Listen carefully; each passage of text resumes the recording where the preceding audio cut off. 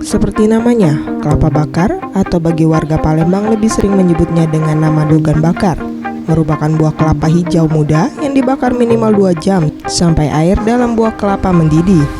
Kemudian dicampurkan dengan tambahan bahan berupa rempah seperti jahe, kayu manis, kapulaga, cengkeh, serai, telur, dan madu. Rempah-rempah ini digodok hingga matang hingga mendapatkan sari-sarinya yang berkhasiat. Menurut salah satu penjual, Cek Yanti mengatakan, konsumen dapat memilih dogan bakar mau disajikan dalam keadaan hangat ataupun dingin dengan campuran es.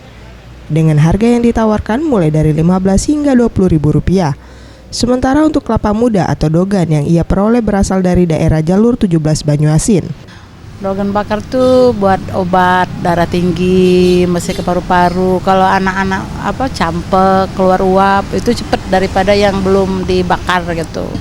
Harganya dewek murah meriah 15.000 saja. Kalau kecuali campur madu sama telur ayam kampung. Ada yang permintaan gitu kan. Kita 20.